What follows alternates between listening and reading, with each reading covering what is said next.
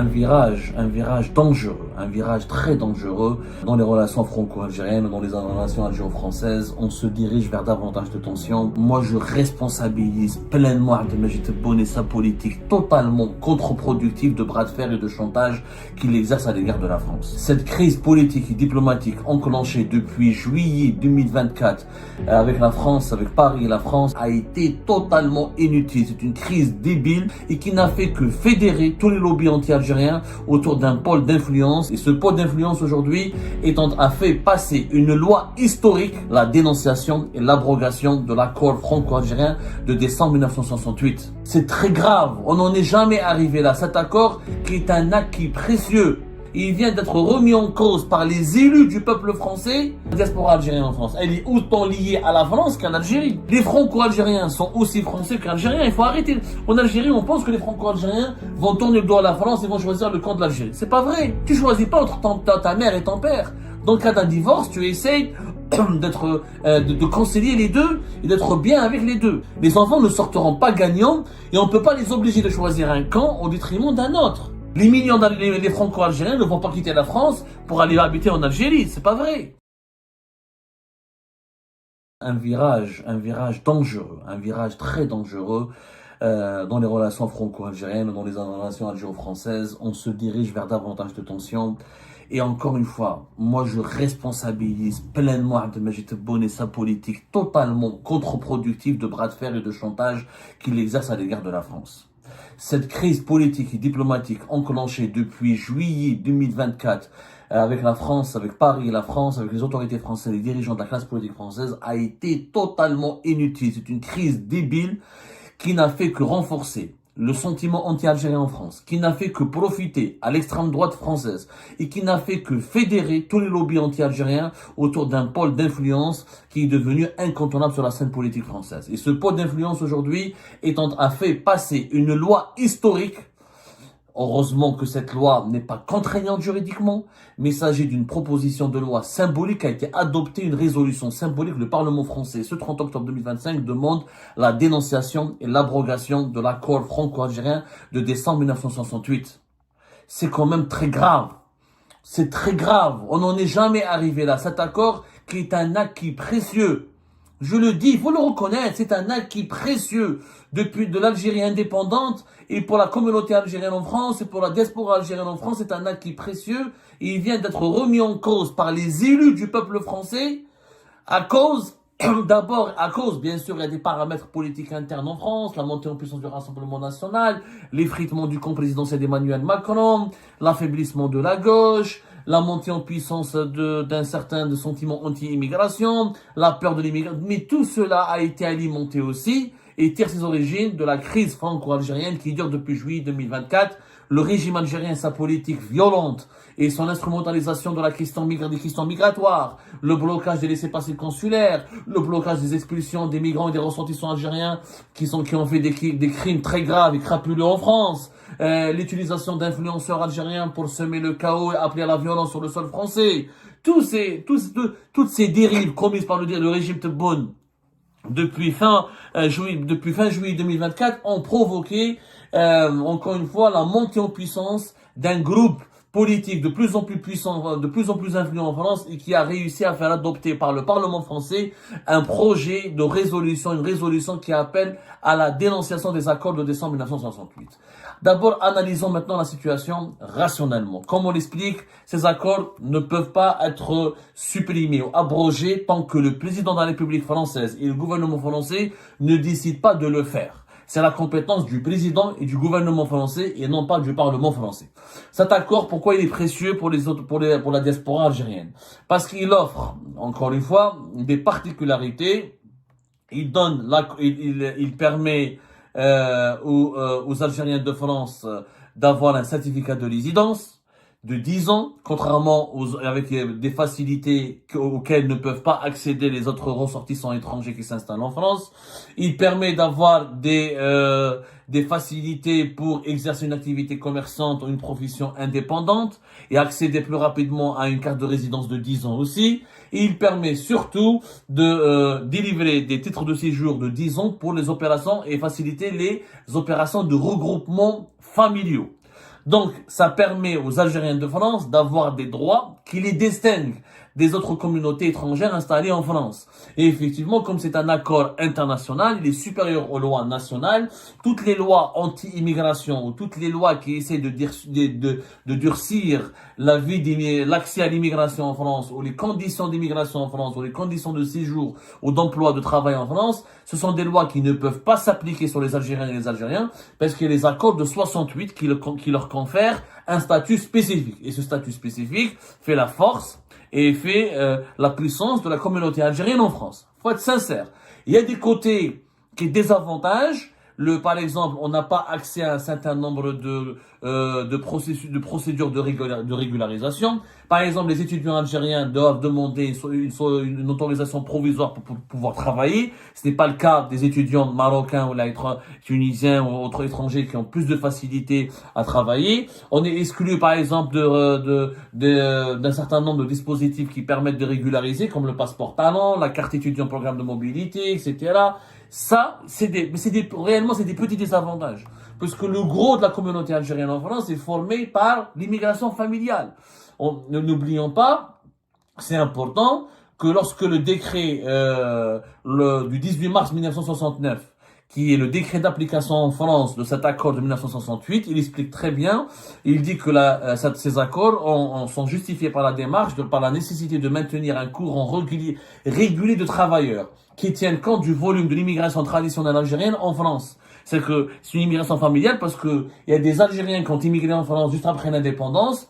500 000, on parle de 500 000 travailleurs algériens, 500 000 Algériens qui sont installés en France, et ces gens-là ont pu fonder des familles en France, et ils ont entretenu des liens entre la France et l'Algérie.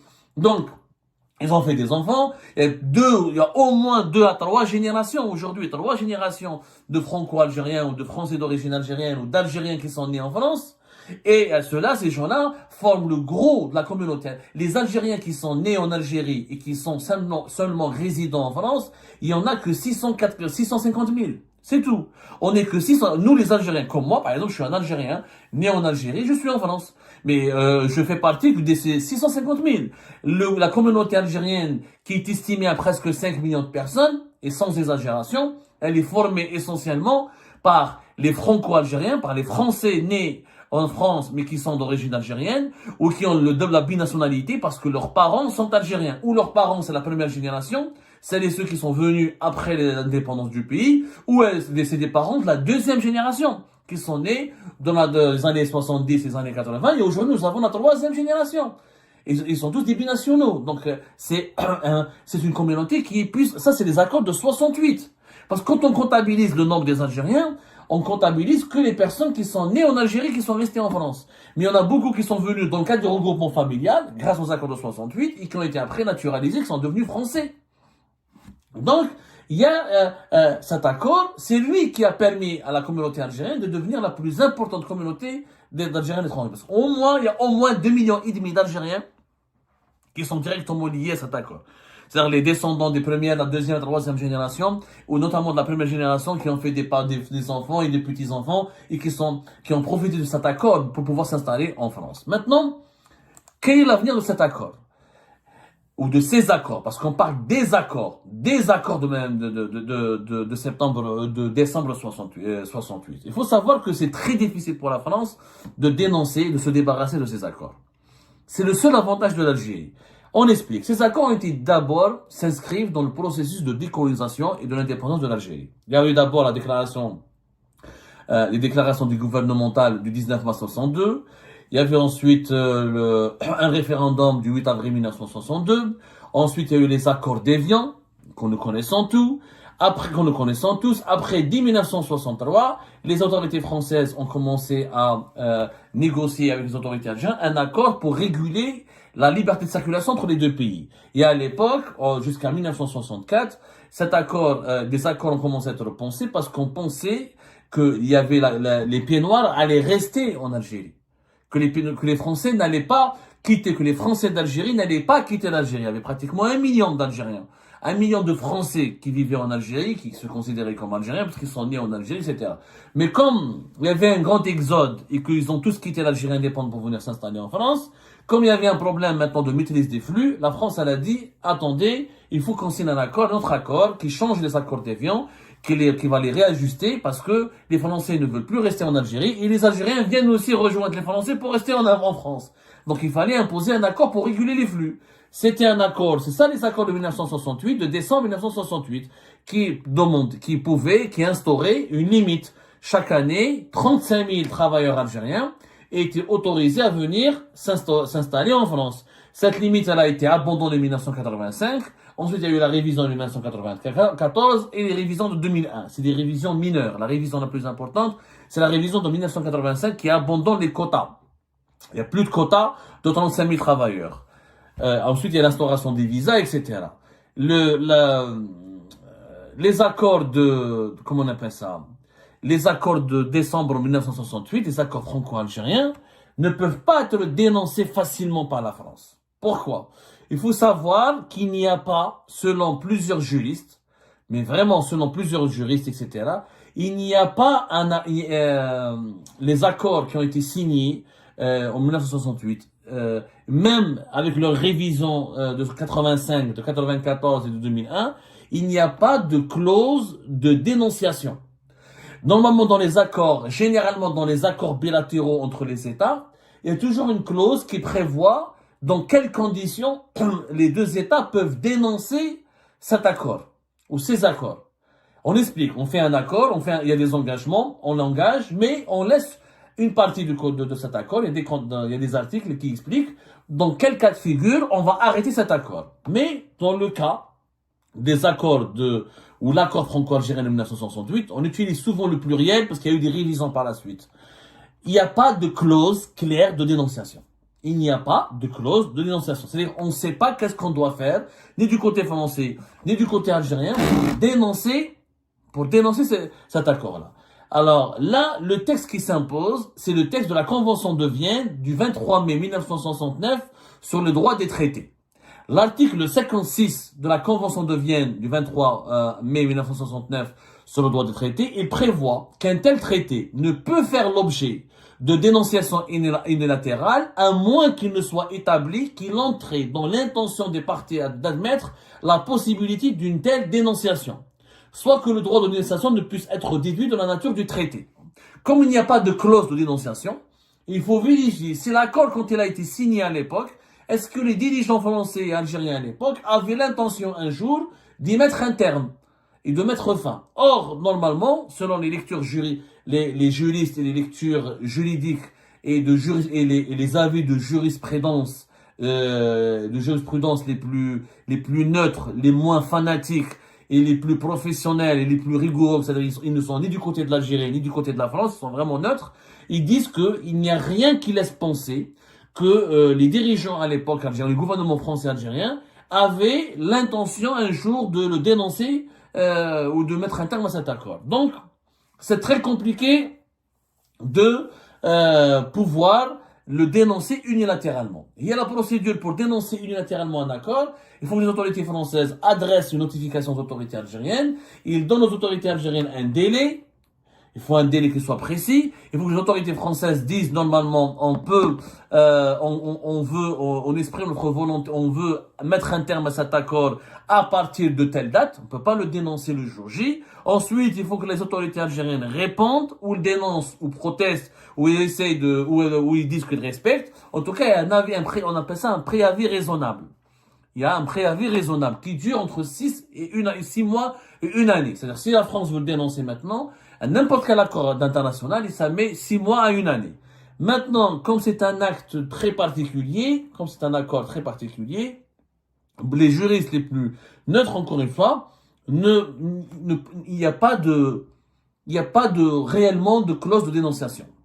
C'est-à-dire que si l'Algérie et la France veulent mettre un terme à cet accord, il faut qu'il y ait des négociations directes et un accord qui soit trouvé en direct, dans lequel les deux États acceptent mutuellement la fin de cet accord. Sinon, ça va être très compliqué de reconnaître la légalité ou de donner une crédibilité lorsqu'un État décide unilatéralement de le dénoncer. Donc, quelque part, hasla. Il faut savoir que cet accord, il a été fait pour durer très longtemps. Maintenant, si la France le dénonce unilatéralement et l'Algérie ne l'accepte pas, elle peut saisir la Cour internationale de justice. On va saisir la Cour internationale de justice et on dit qu'il y a un principe de souveraineté nationale et on n'est pas d'accord avec la décision française, que la décision française porte un préjudice à la souveraineté nationale du pays et aux intérêts de l'Algérie. On laisse les juges de la Cour internationale de justice juger. Ça va être très compliqué pour l'Algérie parce qu'elle vient de refuser, il y a quelques mois de cela, au mois de septembre, elle a refusé la compétence de la Cour internationale de justice pour trancher sur une plainte, sur une procédure qui a été lancée contre l'Algérie par le Mali.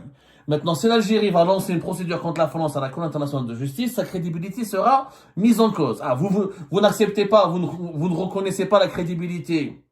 Vous n'acceptez pas le verdict de la Cour internationale de justice dans une affaire qui vous oppose au Mali, mais dans une autre affaire qui vous oppose à la France, vous lui donnez vous lui reconnaissez ses pouvoirs et vous lui donnez, et vous pliez à sa légitimité. Donc ça va être très compliqué, mais vraiment très compliqué. En réalité, il faut négocier avec les autorités françaises. C'est tout. Ni la France, ni l'Algérie, ils sont ligotés, ils sont liés par cet accord, qui est compliqué, qui est très sensible, parce qu'il touche à la décolonisation, il touche à l'indépendance de l'Algérie, il touche à la fin de la colonisation française en Algérie, il touche à une question sensible, la circulation entre les deux pays qui sont liés. Il y a 10 millions d'Algériens qui sont liés à la France, il y a 10 millions de Français qui sont liés à l'Algérie. Donc la France et l'Algérie ne peuvent pas divorcer comme ça et laisser les enfants orphelins. On est obligé, il y a 10 millions d'Algériens qui vivent en France, il y a 10 millions de Français qui sont d'origine algérienne ou qui ont des liens avec l'Algérie, à travers des liens familiaux et des liens intimes. Donc on ne peut pas aller arrêter ce traité dans la violence. Ce ne sera pas possible. La seule solution, c'est que Tebboune se ressaisisse, rétablisse des relations avec la France, normalise ses relations avec la France, parce que la France, c'est pas la Tunisie, c'est pas le Maroc, c'est pas la Libye, c'est quand même un pays qui touche entre 5 dans lequel il y a 5 ou 6 millions d'Algériens qui ont des intérêts. D'ailleurs, la preuve, il y a 5 millions et demi de passagers qui voyagent chaque année entre l'Algérie et la France. Donc, il y a des intérêts humains puissants de l'Algérie en France, comme il y a des intérêts humains puissants de la France en Algérie, parce que la diaspora algérienne en France, elle est autant liée à la France qu'à l'Algérie. Les franco-algériens sont aussi français qu'algériens, il faut arrêter. En Algérie, on pense que les franco-algériens vont tourner le dos à la France et vont choisir le camp de l'Algérie. C'est pas vrai. Tu choisis pas entre ta mère et ton père. Dans le cas d'un divorce, tu essayes de concilier les deux et d'être bien avec les deux. Et un divorce inflige des douleurs aux enfants. Les enfants ne sortiront pas gagnants et on ne peut pas les obliger de choisir un camp au détriment d'un autre. Les franco-algériens ne vont pas quitter la France pour aller habiter en Algérie. C'est pas vrai. Il faut qu'il y ait des actes, il faut qu'il y ait des négociations pour une dernière révision où on décide de solder le passé, cet accord et mettre en place un nouvel accord, version 2025, on décide de l'enterrer, de le remplacer par un nouvel accord. Mais dans les deux cas, il faut qu'il y ait des négociations directes entre l'Algérie et la France. Ces négociations nécessitent la normalisation des relations politiques, la fin de la crise diplomatique et des bonnes volontés de la part de l'Algérie et de la part de la France. Mais surtout de la part de l'Algérie, parce que c'est M. Tebboune qui a commencé la crise. Faut reconnaître, c'est pas la France qui a retiré son ambassadeur. C'est pas la France qui a commencé à restreindre, qui a enlevé les visas d'un coup aux Algériens et aux Algériens. C'est pas la France qui a commencé d'un coup par dénoncer l'accord de 68. C'est Tebboune qui a retiré l'ambassadeur, qui a commencé la crise avec Paris. Donc, à un moment donné, il faut être juste. Il faut enterrer cette crise qui est inutile, qui met en danger les droits précieux de plusieurs millions d'Algériens en France.